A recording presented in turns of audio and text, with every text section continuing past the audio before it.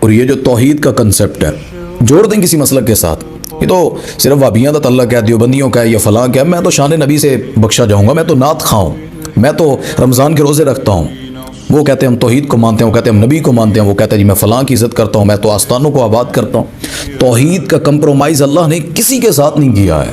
آپ کیا سمجھتے ہیں کہ ان جماعتوں سے، ان لوگوں سے، وہ کوئی بھی ہے، سنی شیعہ وہابی، سب توحید پیغمبر کا بیٹا ہے نا، پیغمبر کا۔ حضرت نوح علیہ السلام قرآن میں ہے، جب وہ طوفان آیا نا، سیلاب آیا، اللہ کا عذاب اترا، تو انہوں نے کہا تھا یا بنیا ارکب معنا، ہمارے ساتھ آجا کشتی میں، سوار ہو جا، آج کچھ نہیں بچے گا، آج ہر طرف عذاب ہے۔ اس نے کہا بابا یہ اونچا پہاڑ ہے، میں اس کا سہارا لوں گا۔ تو نوح علیہ السلام نے کہا تھا آج کوئی نہیں بچے گا، بیٹا کشتی میں آ جا۔ اس کے دماغ میں بات سمجھ نہیں آئی، اللہ کا ڈر، اللہ کی وہ چیز، اللہ کا اقرار، اللہ کی جو وعیدیں تھیں، اس نے توجہ نہ کی۔ حضرت نوح علیہ السلام نے قال ربہ، اپنے رب کو آواز دی، اللہ میرے اہل میں سے ہے، میرا بیٹا ہے۔ اللہ نے کیا جواب دیا؟ قال یا نوح انہ لیس من اہلک، تو فکر مند ہے، پریشان ہے، اس کی وجہ سے یہ مر جائے گا میرے عذاب میں، تیرے اہل میں سے ہی نہیں ہے، بیٹا ہے، سگا خون ہے، لیکن جب اللہ کا نہیں ہے تو فرمایا وہ تیرے اہل میں سے بھی نہیں ہے۔ یہاں لوگ تعلق واسطے پہ جی فلاں نے ایسا کر دینا، فلاں۔ توحید کے بارے میں اللہ نے کسی سے کمپرومائز نہیں کرنا ہے۔ عقیدہ کیا ہوتا ہے؟ عقیدہ عقد سے ہے، عقد گرہ کو کہتے ہیں۔ جب یہی عقد آپ کا بیوی کے ساتھ ہوتا ہے، آپ کمپرومائز کرتے ہیں اس پر کہ میری بیوی کو کوئی غیر بلائے، یا کسی بھی معاملے میں غیرت جوش مارتی ہے۔ یار جب عقیدے کی بات آتی ہے، جو اللہ کے ساتھ گرہ ہماری خالق اور مخلوق کی لگی ہے، تب وہاں پر آپ کو یہ کیوں نہیں یاد رہتا ہے؟ تب دلیلیں آتی ہیں، جی فلاں نے ایسا کہہ دیا، فلاں نے ایسا کر دیا، فلاں جگہ پہ یہ لکھا، ہیلے بہانے بنا کر۔ اللہ کی قسم اٹھا کر کہتا ہوں، رب نے کہا ہے جوتے کا تسمہ بھی ٹوٹ جائے اللہ سے سوال کرنا ہے۔ پھر کہتے ہیں جی ماں سے روٹی مانگی نا، وہ مدد تو غیروں سے مانگ لی نا۔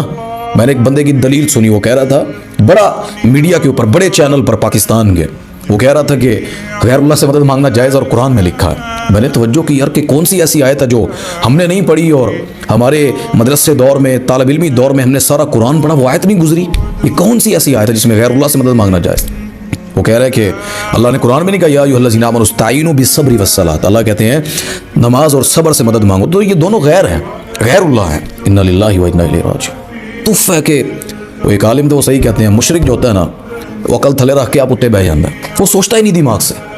میرے بھائی اللہ کی توحید، اس کے بارے میں کوئی کمپرومائز نہیں ہے۔ مدد اللہ سے، رجوع اللہ سے، عبادت صرف اللہ کی ہے۔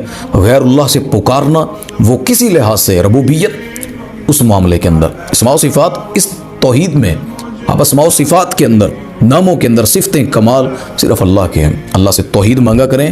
توحید والے کے گناہ زمین سے لے کر آسمان تک بھی ہوئے نا، وہ اللہ معاف کر سکتا ہے، لیکن مشرک کی زمین سے لے کر آسمان تک نیکیاں ہوئی نا، اللہ شرک والے کو ان نیکیوں کو اجر نہیں دے گا، سارے اعمال برباد کر دے گا۔ قرآن میں لکھا ہے، نبی پاک صلی اللہ علیہ وسلم کو اللہ نے کہا ہے، آپ نے اس چیز میں شرک لے کر آئے نا اللہ کی ذات میں، اللہ آپ کے سارے اعمال برباد کر دے گا۔